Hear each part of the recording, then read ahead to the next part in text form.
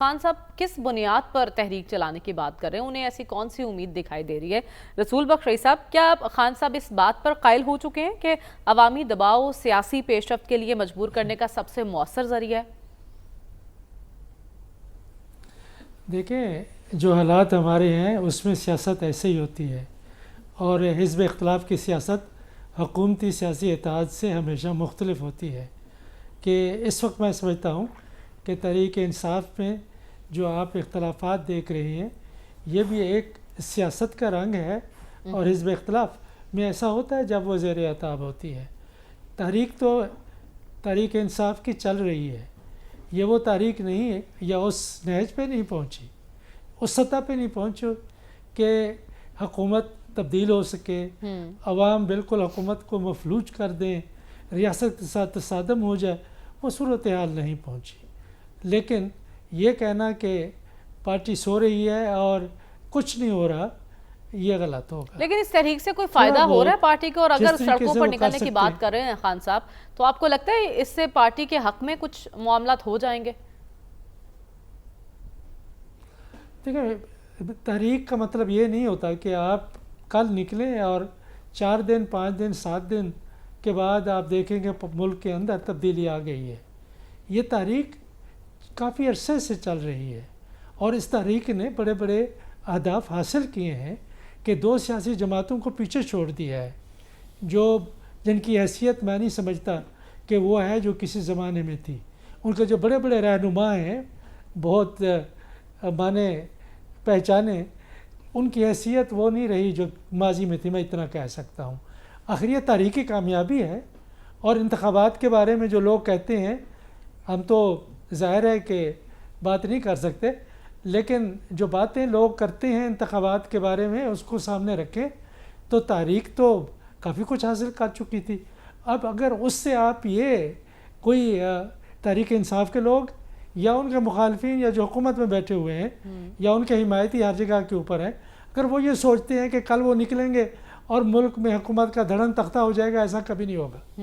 یہ سیاست کی تحریک ہے، جس رنگ میں میرے خیال میں وہ چل رہی ہے، وہ کم از کم میں یہ آپ کو کہہ سکتا ہوں کہ جو 2-3 موروثی سیاسی جماعتیں ہیں ان کے حق میں حالات نہیں جا رہے۔ اچھا ڈاکٹر صاحب، لاسٹ ٹائم جب ہم یہ بات کر رہے تھے تو آپ نے کہا تھا کہ کچھ پیغام رسانی ہوئی ہے کسی نہ کسی سطح پر، جب اڈیالہ میں کچھ ملاقاتیں ہوئیں، اس پیغام رسانی سے ایسے کچھ سگنل مل رہے تھے کہ شاید کوئی راہ ہموار ہو جائے، پس پردہ کچھ چل رہا ہے۔ اچانک خان صاحب سڑکوں پر آنے کی بات کیوں کر رہے ہیں؟ اگر پس پردہ کچھ چل رہا تھا تو کیوں اس ساری پیش رفت کا دھڑن تختہ کر دیا جاتا ہے اچانک؟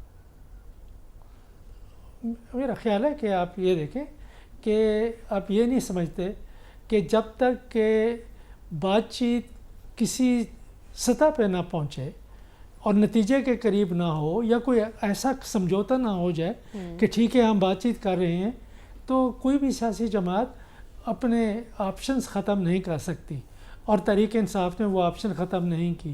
میرا خیال یہ ہے کہ تحریک انصاف جس طرح سے کہ اشارے آ رہے ہیں سیاسی سمجھوتا کرنے کے لیے تیار ہے، لیکن سیاسی سمجھوتا ہم نے دیکھا کہ حکومت کے ساتھ مذاکرات ہوئے، حکومت کے لوگ بھاگ گئے وہاں سے، اور وہ بات آگے نہیں چل سکی۔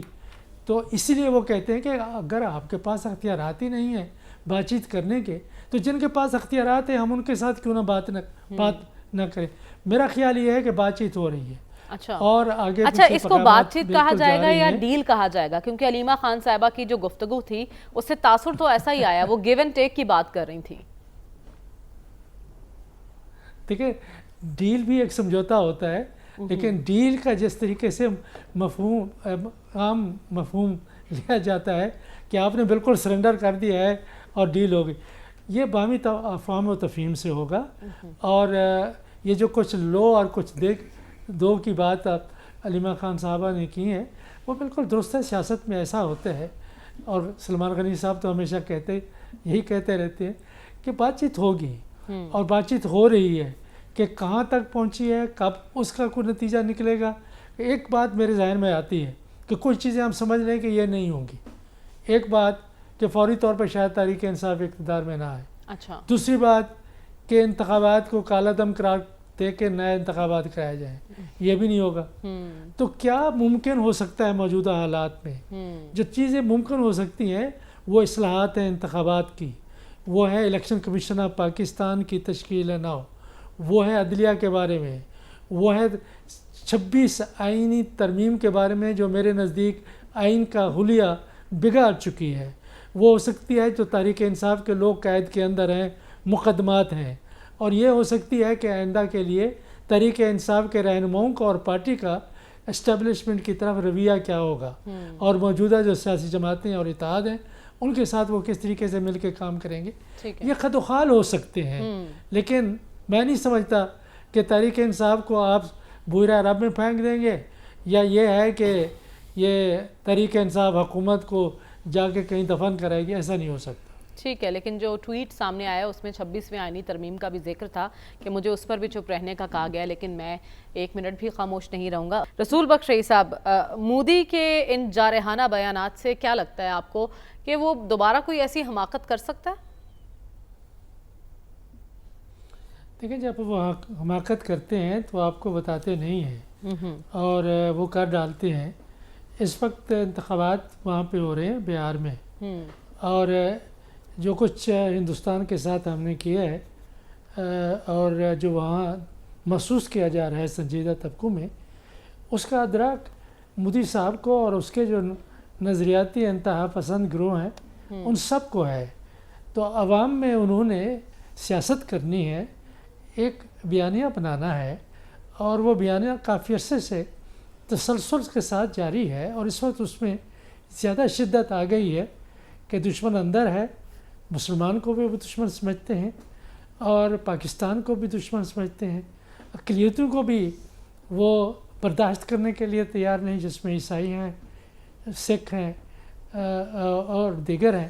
تو اپنی سیاست کے لیے کریں، ہمیں اس کی فکر زیادہ نہیں کرنی چاہیے، اور میں نہیں سمجھتا کہ مودی کے بیانات پر ہم یہاں تبصرے کریں یا ان کو پاکستانی عوام میں ان کو پھیلائیں، بلکہ اس کے جواب میں ہمارے وزیر اعظم صاحب نے بہت اچھی بات کی ہے کہ ہم بات چیت کے لیے تیار ہیں، ہم سمجھوتا کرنے کے لیے تیار ہیں، ہم تجارت کرنے کے لیے تیار ہیں، اور ہماری طرف سے ایسے بیانات جا رہے ہیں کہ ہم چاہتے ہیں کہ تمام جنوبی ایشیا کے ممالک کو کہ تجارت اور ترقی کی راہ میں ایک دوسرے کے ساتھ ہم ملا دیں۔